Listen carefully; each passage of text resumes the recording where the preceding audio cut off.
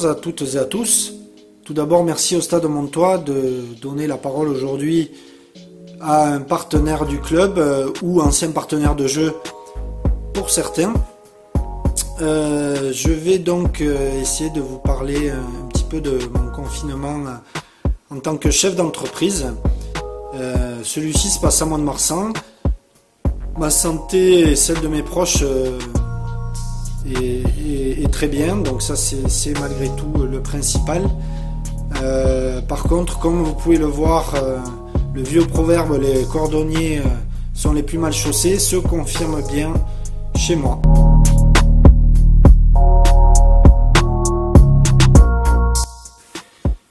Les 15 premiers jours de ce confinement ont été très occupés professionnellement afin de mettre en place toutes les choses possibles pour préserver la vie de la structure, arriver à préserver les 40 emplois que nous avons.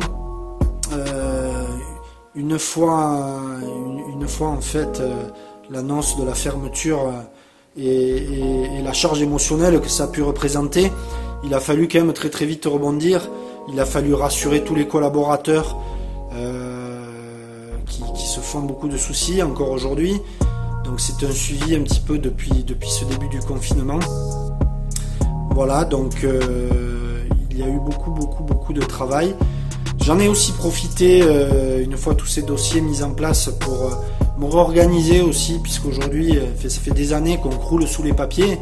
Et j'ai profité de cette période pour en fait tout dématérialiser, et c'est une chose que je préserverai par la suite.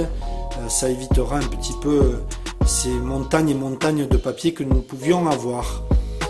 Voilà, ensuite les 15 jours qui ont suivi ont été donc un petit peu plus tranquilles professionnellement, même si je me garde quand même un créneau horaire un petit peu tous les matins afin de traiter encore les mails et les demandes, notamment du service comptable, puisqu'on a quand même l'activité qui est en sommeil, mais qui n'est pas totalement qui n'est pas totalement arrêtée. Il y a toujours un petit peu d'administratif à traiter, mais depuis du coup je me suis rappelé que j'avais une maison à m'occuper, un jardin. Donc comme beaucoup, je pense, de personnes en ces temps, ça a été du gros rangement. On a retrouvé, d'ailleurs ça a permis de retrouver pas mal de reliques.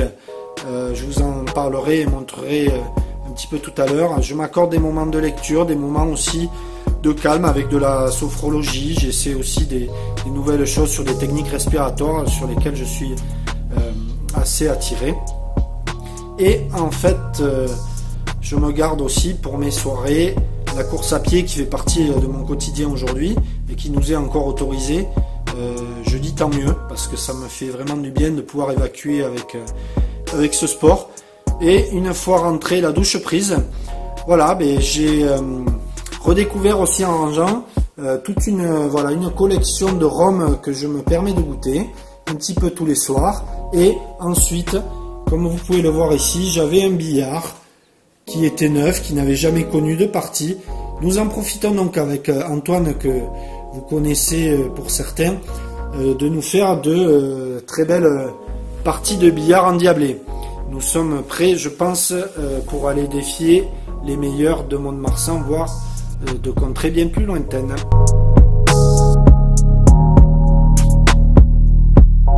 Les principaux changements que je peux rencontrer au niveau de ce confinement, finalement, je me suis dit qu'on n'était plus obligé de se mettre un réveil le matin pour se lever, puisque en fait les journées me paraissent bien plus paisibles, le rythme des journées est beaucoup plus tranquille.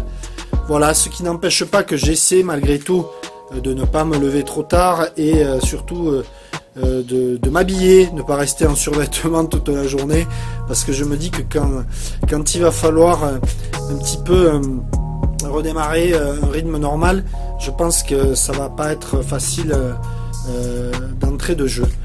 Voilà, après ce que j'ai redécouvert, vous voyez là, je suis passé dans mon jardin maintenant. J'ai la chance d'avoir un jardin au centre-ville de Mont-de-Marsan Et ce que j'ai redécouvert avec ce confinement finalement et le calme de la ville, c'est que on avait aussi des oiseaux au niveau du centre-ville de Mont-de-Marsan. Voilà, après ce qui me manque réellement le plus finalement, c'est un petit peu la liberté de mouvement et de se sentir un petit peu emprisonné avec cet empêchement de pouvoir sortir quand on le souhaite, et aussi surtout le contact humain avec les amis, les connaissances, autres que par visioconférence.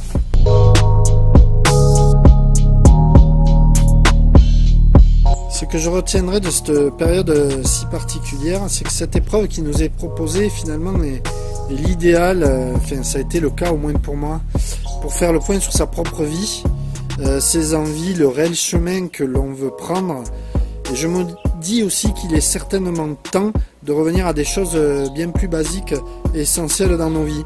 Cette crise nous montre aussi les faiblesses, à mon avis, d'un système que nous avons peut-être pris depuis de nombreuses années, notamment avec cette mondialisation, et qu'il est peut-être temps de revoir notre propre système de santé, de production, de savoir-faire à la française que l'on a peut-être laissé échapper. Là, on le voit, pendant cette période, on voit fleurir plein de belles initiatives de solidarité, du télétravail pour limiter les déplacements, un retour à un circuit court au niveau de l'alimentation, avec les producteurs locaux, etc. etc. Et j'ai envie de dire, peut-être servons-nous de toute cette expérience acquise là lors de cette crise, peut-être pour repenser tout notre système entier.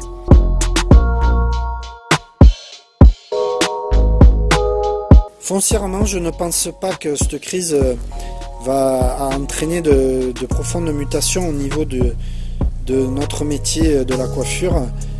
Et bizarrement, je me dis que même ça va peut-être être bénéfique une fois que tout sera rentré dans l'ordre, et nous amener peut-être plus de monde, car là, la population s'aperçoit que la coiffure est un élément essentiel de notre vie, et que nous sommes tous en manque d'avoir pu faire la petite coupe de cheveux pour que nous soyons tous très jolis pendant cette période de confinement.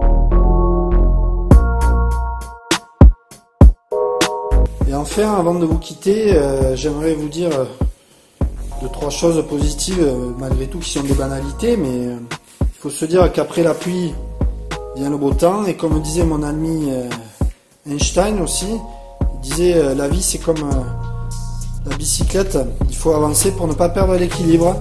Je vous dis merci beaucoup, et à très vite autour des terrains et des buvettes landaises. Je vous souhaite une bonne soirée, une bonne journée, et surtout continuez à respecter ce confinement, même si c'est compliqué pour tout le monde.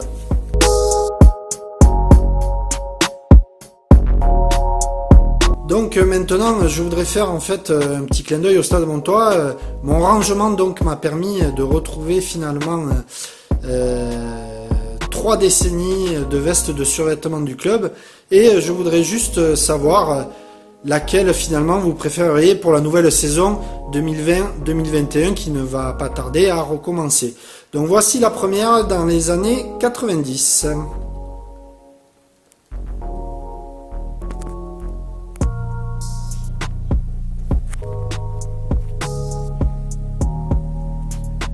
Maintenant, voici celle des années 2000. Voilà, une veste Converse. La première était une veste Panzeri. Voilà, hop. Et voilà. Et enfin la dernière, une très belle veste Kappa, où on voit l'évolution, puisque maintenant il y a le logo du Stade Montois Basket. Voilà, celle-là, vous la connaissez peut-être tous. Et voilà.